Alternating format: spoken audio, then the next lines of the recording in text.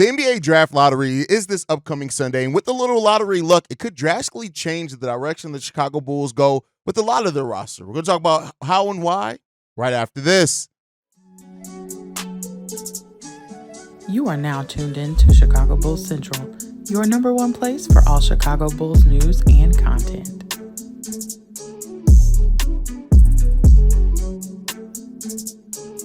What's going on, Bulls fans? Welcome to another episode of Chicago Bulls Central, your number one spot for everything Chicago Bulls related. I'm the host here, Haize, but more importantly, you guys can follow the channel at Bulls Central Pod on every social media platform we happen to be on. With that being said, let's go ahead and get into this content for today. And one real quick topic today, right? And we'll see how long this goes, but the draft lottery is this upcoming Sunday. A lottery that I thought was happening later in the month. I didn't even realize it was coming up as soon as this Sunday. And this could be an important day for the Chicago Bulls for a couple of different reasons. The Bulls have right now the 11th best odds at winning the draft lottery because they have the 11th overall pick in the draft. That brings with it a 9.4% chance to move into the top four and a 2% chance to win the number one overall pick. Now, the reason why I say that this could really change some things that the Chicago Bulls do in this offseason is that we know we have tough decisions to make on players like Zach LaVine, DeMar DeRozan, even Patrick Williams to a degree, right? And I think that if the Bulls do get some draft luck in this lottery, right, to where they do fall in that top four, God forbid they do get the number one overall pick, even though this is shaped up to be a weaker draft, right? Let's be clear here. Even in weak drafts, you still have perennial all-stars come out of. Now, some of those weaker drafts, they happen more towards like the picks between 15 and like 22, right? Because it ends up being a player that you hit on that ends up growing way outside of their potential or the initial potential you thought. But this could really change some things for the Chicago Bulls. And the reason what I'm going to lay out here is I'm going to look at each one of the different scenarios and how it could affect that, right? For example, if the Bulls do wind up in the lottery, we're not even going to talk about the number one overall pick. But if they wind up in the top four of this draft, it could put the Bulls in a situation where they feel a little bit more comfortable about getting even less back. Whereas for a Zach LaVine trade, guess I should complete my thought on that one. Because as of right now, you're still looking to get value back in a Zach LaVine trade, right? I think we've talked about it several times as, they could be looking at role players. They could be looking at a young, promising player. Hell, they could even just be looking at the main thing being partially salary dump or some picks. But if you do wind up with a top four lottery pick in this draft, and AK and Eversley feel really good about the talent, we'll see how that ends up developing. But if they feel really good about the talent that they can get there at number four, and it could change the direction of the team. So you could be shifting, looking for some type of value back, whether it being picks, and it could be geared more towards, all right, let's do this more as a salary dump than anything else, right? Let's, instead of trying to get back as much talent as we can back for Zach LaVine, let's try to find a way where we can dump as much salary from Zach LaVine to kind of add some flexibility that way.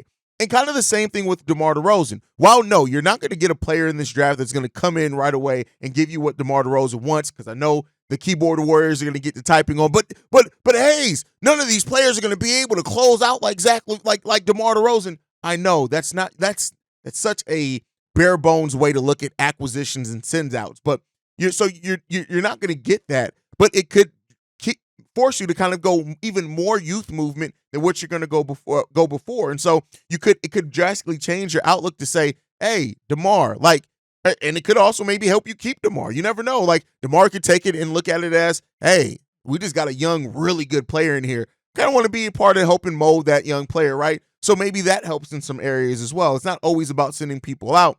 And then if the Bulls do, for example, let's say they do get a big in this draft and they come in the lottery, that could be something where they also look at, hey, can we send out a heavily protected first to get Vooch up out of here? So I think that just the decisions that you have to make on this roster, it gets a little bit easier if you do get some lottery luck, and it could, kind of change what you're looking to do with some of these young players, right? Patrick Williams, does it make it more likely that he get more years back? Does it make those negotiations a little bit easier and better? And overall, if you get the luck in the lottery, it just makes things a little bit more clear. Now, if you're staying at number 11, it's not that you still can't get a promising young player. That's not what I'm saying at all in this. But I think that it's a lot different of a prospect to where you're picking 11th, where you kind of got to go after, okay, where do we rank players? Who do we feel the best available? But already 10 teams have picked.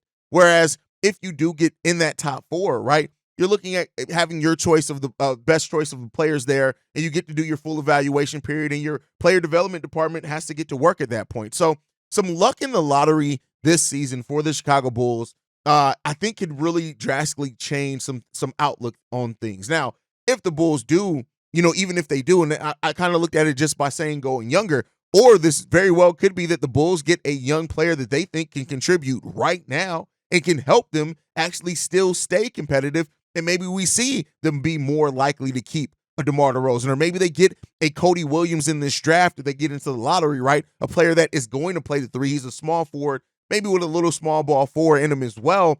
But then maybe you look at it and say, hey, maybe DeMar's the one that needs to go instead of Zach LaVine. Maybe we keep DeMar, maybe we keep Zach, maybe we let DeMar walk away. Cody can then come in right away, be our starting 3. And I know a lot of Bulls fans as well keep having this, move Patrick Williams back to the, it's not going to do nothing. Moving Patrick Williams back to the 3 does nothing different for Patrick Williams' mindset. The problem that Patrick Williams has is not that he's out of position, is that his mindset and mentality isn't where it needs to be. He's not going to do anything differently at the 3 than he does at the 4. Now, yeah, you're guarding a little bit different players, but we already have Patrick Williams guarding out on the perimeter. So it just, I get where the mindset comes from, and I think a lot of that goes back to Patrick Williams starting off as a 3 that people keep going back for. Patrick Williams can be fine at the 4. The 4 isn't the problem with Patrick Williams. It's the mindset. But again, off that high horse. So it really comes down to how much value is it really at being in the lottery in this draft, and how the Bulls rank and the players here. Because if you get an Alexander Sarr here who can go anywhere, a lot of mocks have him going from number 2 all the way down to like number 8, something like that, which is surprising. But if you get him and you have him now as your center of the future, what's the risk of trying to send out Nikola Vucevic for as a salary dump and then letting him go and then keep rolling with Sarr and Andre Drummond, right? So I think this draft lottery could be more important. Now, the highest chances are that nothing happens. Now, there's probably a better chance that the Bulls fall to like number 12 or 13, and then another team jumps up into that lottery. Then the Bulls move away from number 4, but move away from number 11. But you still got to hold out that hope. And this draft lottery coming up on Sunday could be a big step into exactly changing the mindset of what the Bulls are looking out for in the free agent market, or in the offseason market for their team, with having a better lottery pick.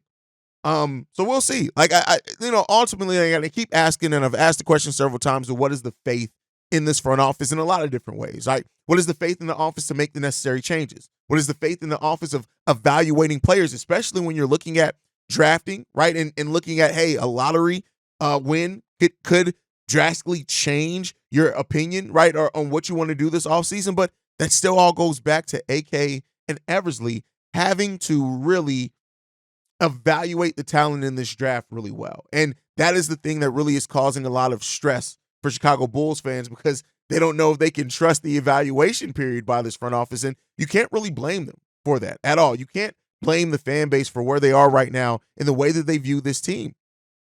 And, you would like to think, because some teams, right, that would have a very, not necessarily as attached to players, more focused on winning, moving from 11 to the top 4 would change a lot of the direction of your franchise. The franchise, mainly because you're stuck in the middle of the pack, right? It'd be different if the Bulls were one of these teams that were competing for things or whatever.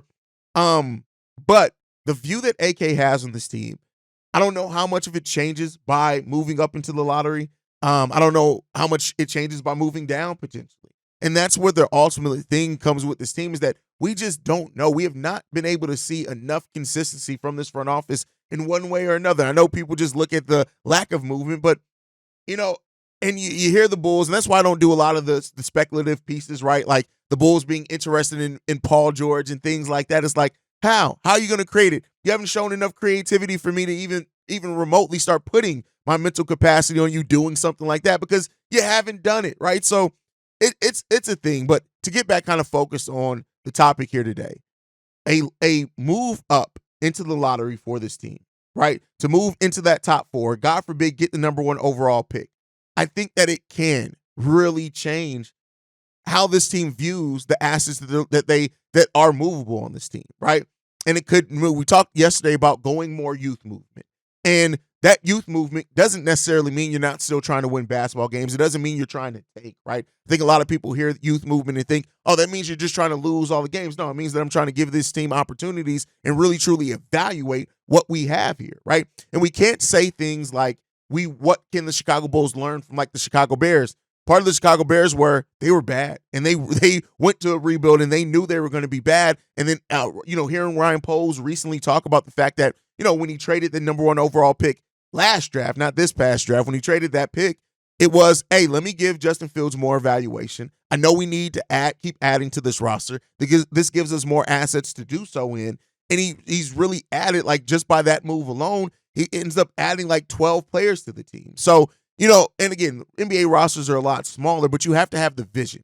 And so we can't say a vision isn't only if they do what you want them to do. And that's what some Bears fans had to learn with Ryan Poles and what he did with the Chicago Bears, is that he's not always going to do what you think they should do or what we as fans want them to do. But it's the end result that gets to a place of actually having a winning team. And there's a lot of hope that the Bears are now going to start moving towards that pace this upcoming season of being focused on doing what it takes to win.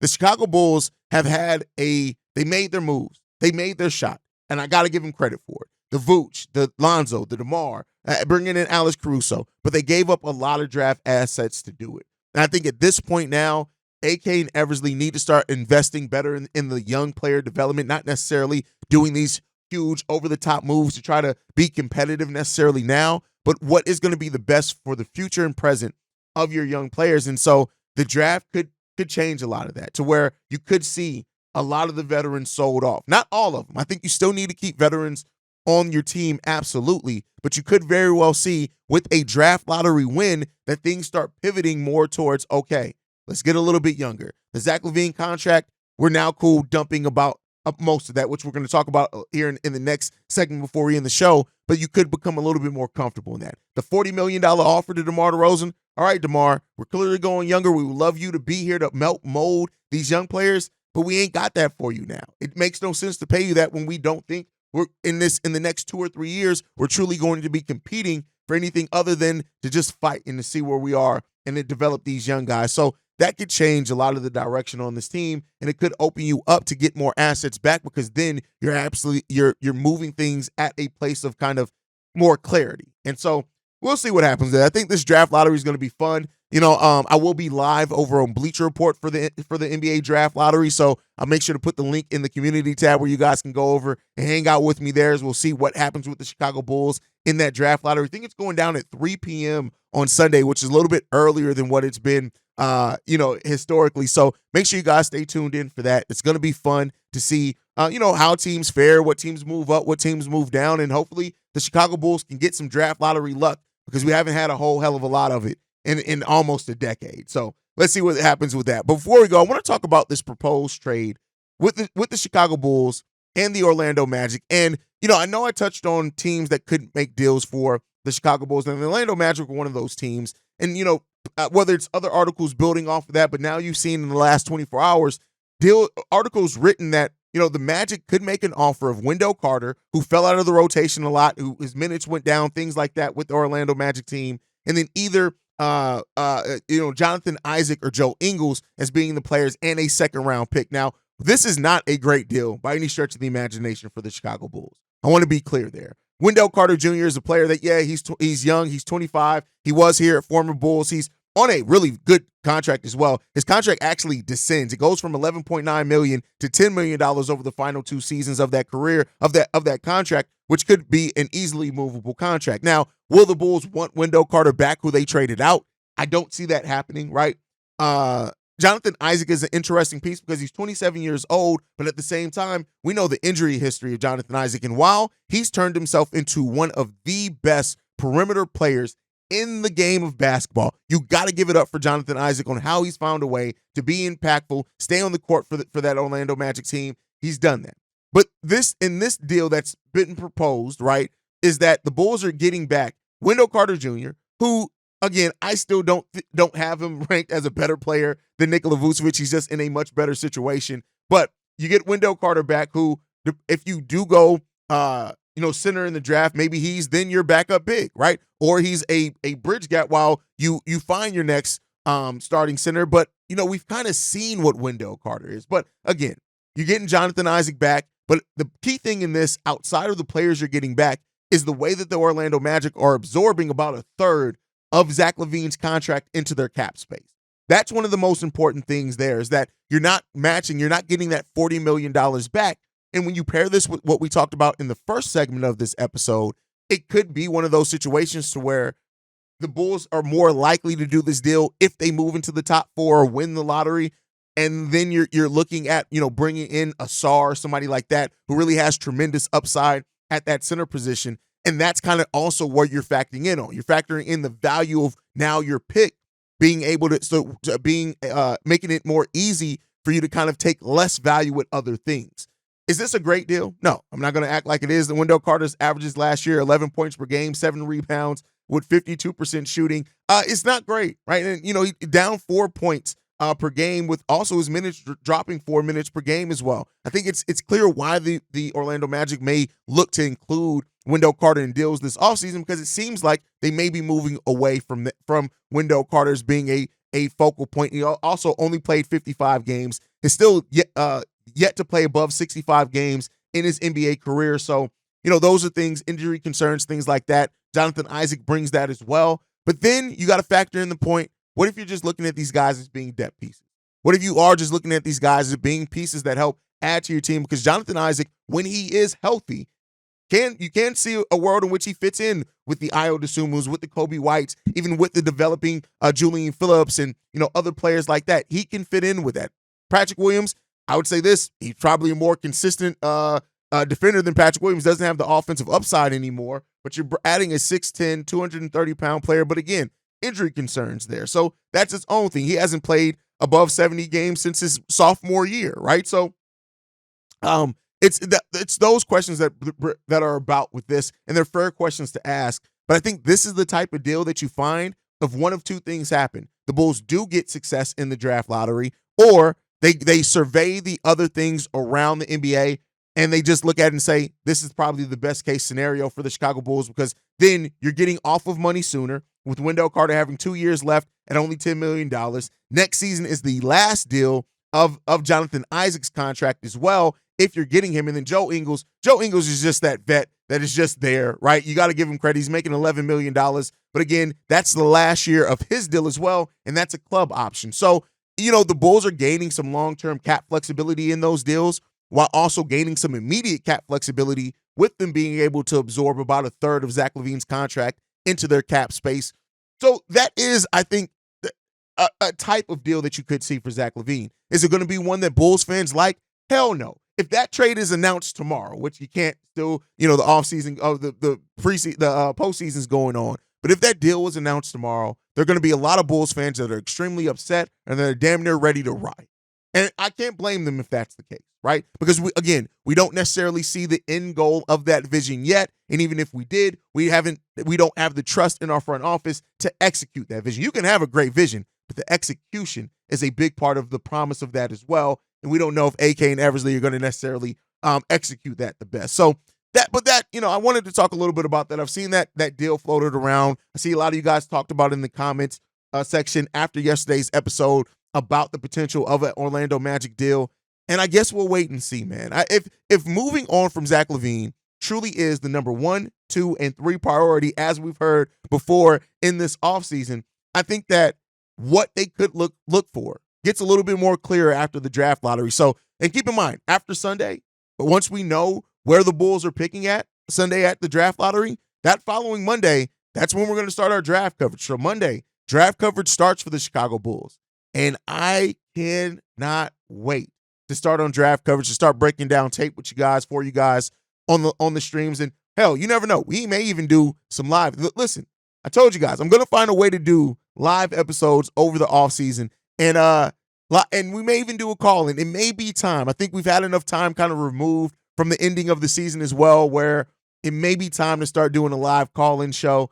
See how you guys feel about that. I think that'll be a fun aspect to have, so Bulls fans can call in. But either way, get in the mailbag. Send your voicemail, send your text in. If you want to leave a comment for the mailbag in the YouTube section, just put mailbag in front of your comment and then leave it. That way it's easier for me to sort through and look through. But that's my time for today, guys. Make sure you guys are following the show at Bull Central Pod. You can send us any feedback, questions, comments, concerns, bullcentralpod@gmail.com. Lastly, if you want to leave a text message and our voicemail for the mailbag, the number to do so, 773-270-2799. We are the number one spot for everything Chicago Bulls related, thanks to you guys. And like I like to end every episode on, go Bulls. Love you guys. See red if you can, y'all. Peace. This has been a presentation of the Break Media.